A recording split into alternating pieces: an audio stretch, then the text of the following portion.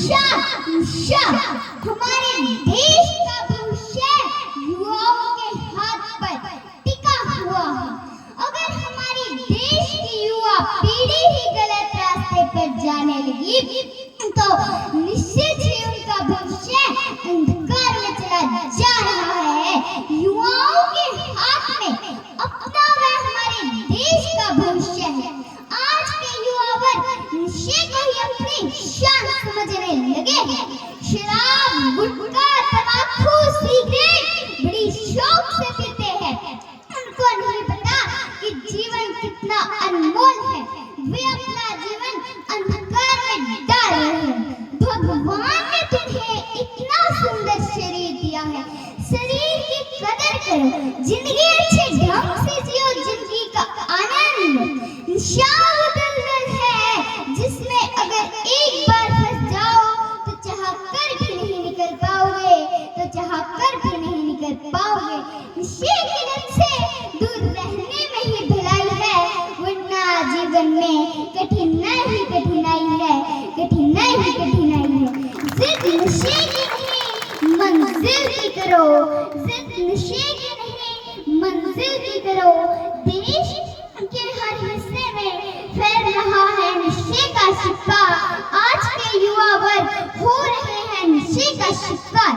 जिस युवा पीढ़ी को बनना है समृद्ध सम्मान, वही कर रही है अपना जीवन बर्बाद। नशे की आदत है बड़ी बुरी, ना समझ इंसान इसे समझ नहीं पाता, बिना नशा किए रह नहीं पाता। एक दिन ऐसा आएगा कि उम्र से पहले ही मर जाओगे। देश और देशवासियों व मेरी युवा साथियों, हमें नशे को जड़ से उखाड़ना होगा, तभी हमारे देश का भविष्य उज्जवल होगा। इंसान अगर ऐसे ही नशे के पीछे दौड़ता रहे तो अपने जीवन में कठिनाई पाएगा। तेरा परिवार तुझसे उम्मीद लगाए बैठा है, तू चाहकर भी उनकी जरूरतें पूरी नहीं कर पाएगा। मेरे युवा साथियों, आपकी उम्र में हमारे वीर जवानों ने देश के लिए क्या तक नहीं किया था, जान तक दे दी थी। राजगुरु सुखदेव, भगत सिंह, झांसी की रानी, उनसे सीखो, उन्हें देखो। और आज के युवा वर्ग को देखो, अपनी जिंदगी नहीं संभाल पा रहे तो देश क्या संभालेंगे, परिवार क्या संभालेंगे। इस नशे ने न जाने कितने रिश्ते खराब किए, कितने परिवार उजाड़े। नशे की आदत भी क्या लाचारी है, जिंदगी भर पीछा नहीं छोड़ती। यही वो बीमारी है। हमारे संस्कारों में भी नशे के लिए कोई जगह नहीं। जिंदगी से प्यार करो, जिंदगी बहुत प्यारी है। नशा कैसा भी हो बर्बादी ही लाता है। कुछ पल के लिए सुकून दिलाता है, जिस सुकून को पाने के लिए आज के युवा वर्ग अपनी जिंदगी बर्बाद कर देते हैं। मानो या ना मानो, यही सत्य है कि नशा ही सबसे बड़ा दुश्मन होता है इंसान। कोई नशे के लिए लड़ता है तो कोई नशा करके मरता है। नशा तो वो चीज है जो परिवारों को ऐसा ही बर्बाद करता है। मैंने जिंदगियों को बर्बाद होते देखा है। मैंने उस लाचार माँ की आंखों में बहते हुए आंसुओं को देखा है। मैंने उस पिता के बड़े चट्टानों जैसे हौसलों को बिखरते देखा है। मैंने जिंदगियों को बर्बाद होते देखा है। मैंने नई नवेली दुल्हन को विधवा होते देखा है। मैंने नन्हे मुन्ने बच्चों को अनाथ होते देखा है। मैंने जिंदगियों को बर्बाद होते देखा है। मैंने स्वागत के मंगलसूत्र और कड़े को सुनार की दुकान पे बिकते हुए देखा है। मैंने बड़े बंगलों को सरेआम बाजारों में नीलाम होते देखा है। मैंने जिंदगियों को बर्बाद होते देखा है। नशा करो तो अपने जीवन में सफलता कामयाबी का करो, जो तुम्हारे जीवन को सुखी बना देगा। ये उम्र आपकी मेहनत लगन करने की है। अगर इस उम्र में भटक गए तो पूरा जीवन नर्क है, तो पूरा जीवन नर्क है। मेरी माताओं बहनों, मेरे पिता तो आज इस दुनिया में नहीं है, लेकिन मुझे उनके वचन आज भी याद है। वो मेरी माँ को कहते कि जिस पौधे की हम उतनी ही देखभाल करेंगे वो उतना ही हरा भरा और फल देगा। वैसे ही एक बच्चे के आने वाला भविष्य उनके माता पिताओं के हाथ में।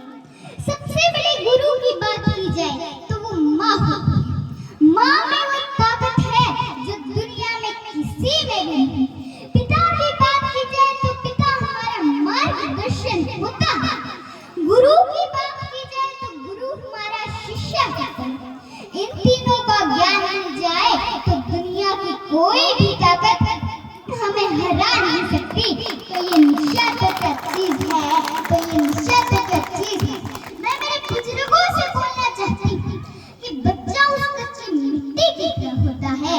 जिस मिट्टी को आप जैसा ही आकार दोगे वो वैसे ही बन जाएगी।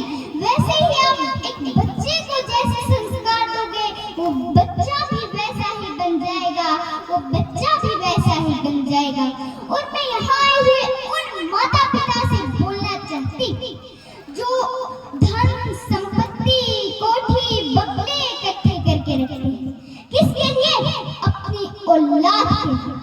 देना है तो अपनी औलाद को अच्छे संस्कार दो, देना है तो अपनी औलाद को अच्छी शिक्षा दो।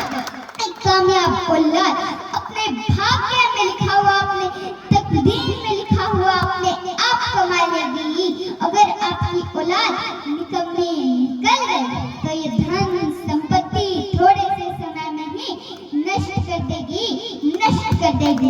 और मैं मेरे युवा साथियों से भी बोलना चाहती हूँ कि बुजुर्गों के साथ थोड़ा समय बिताएं। बुजुर्गों को जो जीवन का अनुभव है वो हमें नहीं, इसलिए बुजुर्गों की इज्जत किया करो, इसलिए बुजुर्गों की इज्जत किया करो। और मैं मेरी मातृशक्ति से भी बोलना चाहती हूँ कि आप में इतनी ताकत है, आप एक मर्द को नया जीवन दे सकती हैं, उसको नई पहचान दे सकती हो, उसको नया जीवन दे सकती हो। तो आप में इतनी भी ताकत होनी चाहिए कि आप अपने सपनों को पूरा कर सको, पुरुषों की इस दुनिया ने मुझे कैसी नियति है दिखलाई। कभी जुए में हार गए तो मुझे कभी अग्नि परीक्षा है दिलवाई। सतयुग हो या कलयुग हो, इल्जाम मुझे पर आता है। जिसने नारी का अपमान किया है उसका पतन जरूर हुआ है। इस बात का इतिहास गवाह है, इस बात का इतिहास गवाह है। और मैं उन माता पिता से बोलना चाहती हूँ, जो किसी के भगावे में आकर अपनी बेटी का स्कूल कॉलेज छुटवा देते हैं। तो मैं उनसे बोलना चाहती हूँ कि किसी के भगावे में आकर अपनी बेटी का स्कूल कॉलेज न छुटवाएं, क्योंकि पड़ोस की बेटी आज कहाँ गई इस बात का सभी को पता होता है, लेकिन पड़ोस की बेटी आज भूखी सोई है इस बात का किसी को नहीं पता होता। इसलिए पड़ोस की बेटी से ज्यादा अपने बच्चों पर ध्यान दे, अपने बच्चों पर ध्यान दे। और मैं एक बात और उन माता पिता से बोलना चाहती हूँ जो जब एक बेटी घर से बाहर जाती है तो उसे कम से कम 1 से 3 बार सुनने को मिलता है कि बेटी इज्जत से रहना, समाज में माँ बाप की नाक मत कटवाया ना। लेकिन वही माँ बाप अपने बेटे को तो ये बात नहीं बोलते कि बेटा पल्ला बोझ के रहना,